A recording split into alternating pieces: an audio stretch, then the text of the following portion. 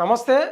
గాదె సాయికృష్ణ హత్య కేసులో అంటే హత్య అయ్యిండనే చెప్తా ఉన్నారు.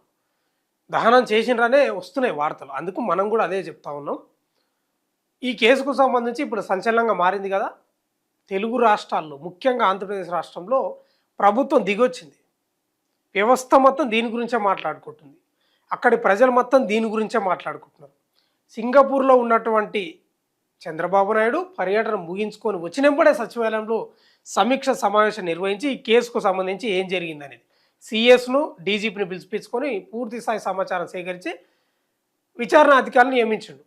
సరే, ప్రతిపక్షం కోరినట్లు సిబిఐ విచారణలో లేకపోతే రిటైర్డ్ జడ్జి ఆధ్వర్యంలో ఆ విచారణలో లేకపోతే స్వయం ప్రతిపత్తి గల ఒక విచారణలో ఏలేదు కానీ పోలీసు అధికారులను నియమించిండు. విచారణ అధికారులు ఇద్దరిని నియమించిండు. దైవప్రసాద్, ఇంకో ఆయన పేరు ఏదో రాజమండ్రి ఎస్పీకి సంబంధించి ఆయనది ఉంది పేరు. ఇద్దరు అధికారులు నియమించారు. ఇద్దరు విచారణ ప్రారంభించారు. ఇప్పుడు ప్రశ్న ఏంటంటే చాలామంది ఇప్పుడు లాకప్ డెత్ అయ్యిండు. పోలీసులు కొడితే వాళ్ళ సమక్షంలోనే దాదాపు చనిపోయాడు. పోలీస్ డిపార్ట్మెంట్ వాళ్ళు ఏ మేరకు దర్యాప్తు కొనసాగిస్తారు? నిజంగా సాయికృష్ణ తల్లికి ఏమైనా న్యాయం జరుగుతుందా? ఏమైనా ఏం జరుగుతుంది? ప్రశ్నార్థకం. అందుకే రిటైర్డ్ జడ్జి తోటి వేస్తే బాగుండే కదా అనేది చాలా మంది నుంచి వస్తున్న వాదన. అది పొలిటికల్ విశ్లేషకులు కానీ సామాజిక కార్యకర్తలు చాలామంది కొట్లాడుతూ ఉన్నారు, మాట్లాడుతూ ఉన్నారు. కానీ చంద్రబాబు నాయుడు అయితే కానీ మీరు గమనించరా, పవన్ కళ్యాణ్ మాత్రం ఎక్కడ మాట్లాడుతున్నాడు? ఎందుకు మాట్లాడతారు కదా చాలా చాలా విషయాల గురించి, ఎందుకు ఇంకో మాట చెప్పాలి మీకు. పవన్ కళ్యాణ్ ప్రతిపక్షంలో ఉన్నప్పుడు ఏం చెప్పింది తెలుసా? ఆంధ్రప్రదేశ్ రాష్ట్రంలో అధికారికంగా మాట్లాడుతున్నా, నాకు వచ్చిన లెక్కలు ఉన్నాయి, 35 నుంచి 40 వేల మంది మిస్ అయినరు. ఏంది యువతులు ఎక్కువ యువతులు అని చెప్పిండు. ఒక్కరిని పట్టుకురాలే ఇప్పటి వరకు ఒక్కరిని పట్టుకురాలేదు. ఎవరు? పవన్ కళ్యాణ్. ఎంత నిరాధారణమైన ఆరోపణలు చేసినా అర్థం చేసుకోండి మీరు. ప్రతిపక్షంలో ఉన్నప్పుడు బహిరంగ సభల మీద ఎలక్షన్ టైంలో మాట్లాడాడు. 40,000 మంది మిస్ అయినరు ఆంధ్రప్రదేశ్ రాష్ట్రంలో. ఇవాళ సిఐ నాగరాజు కొట్టి చంపి కాలబెడితే కూడా ఇంతవరకు మాట్లాడతాడు. మీ రాజకీయాలు ఏంది? మీ కథ ఏంది? ఎంత దరిద్రంగా ఉన్నారంటే నిజంగా ఆంధ్రప్రదేశ్ రాష్ట్రంలో పోలీసులకు ఫ్రీ హ్యాండ్ ఇచ్చేసారు. రబ్బా, ఏమైనా వేసుకోరు కొట్టన. అందుకే కదా రోడ్ల మీద కూసబెట్టి పాదాలను జాపి పాదాల కొట్టి కొడుతున్నారు. మామూలుగా కొడతలేరు, ఫ్రీ హ్యాండ్ ఇచ్చేసారు. ఇక పగ్గాలను వదిలేసిండ్రు, పట్టుకోలేదు చేతుల, వదిలేసిండ్రు. ఎక్కడైనా పోని ఏమైనా వేసుకోండి అని. ఎందుకు అంతా మీకు బాధ్యత లేదా? సంఘటన జరిగి ఇవాళకి 41 రోజులే. సాయికృష్ణ మిస్ అయ్యి 41-42 రోజులు అవుతుంది. ఇంతవరకు పెద్ద స్పందించిన దాఖలాలు లేవు. మొన్న స్పందిస్తున్నారు. గట్ల ఉంది. సాయికృష్ణ కేసులో దర్యాప్తు వేగవంతం. కుటుంబ సభ్యులు, పోలీసుల విచారణ, స్టేట్మెంట్ల నమోదు, సీసీటీవీ దృశ్యాలు నమోదైన పరికరాల స్వాధీనం. సాయికృష్ణ అదృశ్యం కేసులో ఏసీపీ దైవప్రసాద్ నేతృత్వంలో దర్యాప్తు బృందం విచారణ ప్రారంభించిందంట. శుక్రవారం, ఈరోజు శనివారం కదా, శుక్రవారం ఉదయమే కృష్ణలంకలోని సాయికృష్ణ నివాసానికి వెళ్ళింది. అక్కడ అతడి తల్లి విజయలక్ష్మి, మేనమామ ముల్లపూడి నాగేశ్వరరావు, పిన్ని కనక దుర్గలను విచారించి స్టేట్మెంట్లు నమోదు చేశారు. సాయికృష్ణను మార్కాపురం నుంచి తీసుకొచ్చి కృష్ణలంక స్టేషన్ లాకప్లో పెట్టి సిఐ నాగరాజు చిత్రహింసలకు గురి చేసి చంపేశారని వారు పేర్కొన్నారు. అనంతరం బృందం స్టేషన్కి వెళ్ళింది. డిజిటల్ ఆధారాలు సీజ్ అంట. కృష్ణలంక స్టేషన్ లోపల బయట ఉన్న సీసీ కెమెరాలు దృశ్యాలు నమోదైన హార్డ్ డిస్కు, డివిఆర్, ఎన్విఆర్ పరికరాలను ఫోరెన్సిక్ సైబర్ విశ్లేషణ బృందం సీజ్ చేసిందంట. అనంతరం ఈ పరికరాలను ఫోరెన్సిక్ ల్యాబ్కు పంపిరంట. మార్కాపురం నుంచి ఎప్పుడు తీసుకొచ్చారు? ఇది అసలు పాయింట్ ఏంటంటే ఇది. కృష్ణలంక స్టేషన్లో దర్యాప్తు బృందం శుక్రవారం 8 మందిని విచారించిందంట. కృష్ణలంక పోలీస్ స్టేషన్లో 8 మందిని విచారించిందంట. టాస్క్ ఫోర్సు ఏడీసీపీ లతా కుమారితో పాటు పలువురు టాస్క్ ఫోర్సు కృష్ణలంక స్టేషన్ సిబ్బందిని విచారించి వాగ్మూలాలు తీసుకున్నారు. మార్కాపురం నుంచి సాయికృష్ణను ఎప్పుడు తీసుకొచ్చారు, ఇందుకు ఎవరిని పంపించారు అంటే తీసుకురానికి ఎవరిని పంపించారు అనేది అడుగుతున్నారు. విజయవాడ తీసుకొచ్చాక ఎవరికి అప్పగించారని ప్రశ్నించి సమాధానాలు రాబట్టినట్లు తెలిసింది. పెండింగ్లో ఉన్న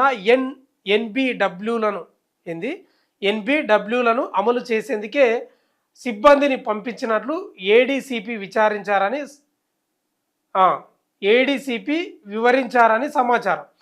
ఏంది ఒకసారి మళ్ళీ చదువుదాం పాయింట్. పెండింగ్లో ఉన్న ఎన్బిడబ్ల్యూలను అమలు చేసేందుకే సిబ్బందిని పంపించినట్లు ఏడీసీపీ వివరించారని సమాచారం. సాయి కృష్ణను తీసుకొచ్చిన నలుగురిని ప్రశ్నించి వారి స్టేట్మెంట్లు రికార్డు చేసుకున్నారు. అయితే ఇంకోటి ఏంటంటే మార్కాపురం నుంచి తీసుకురావడానికి సిఐ నాగరాజు పోలేదు, ఒక ఏఎస్ఐ పోయినంట, ఇద్దరు కానిస్టేబుల్, ఒక టాస్క్ ఫోర్సుకు సంబంధించిన ఒక ఆయన పోయిండంట, ఒక నలుగురు పోయినారు అనేది సిఐ నాగరాజు అయితే పోలేదు.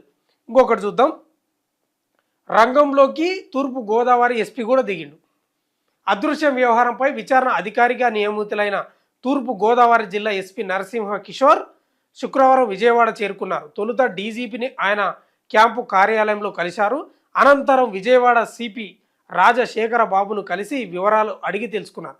తర్వాత కృష్ణలంక స్టేషన్కు చేరుకొని సిబ్బందిని ప్రశ్నించారు. ప్రజలారా ఒకటి గమనించాలి, మనం కూడా పోలీసులను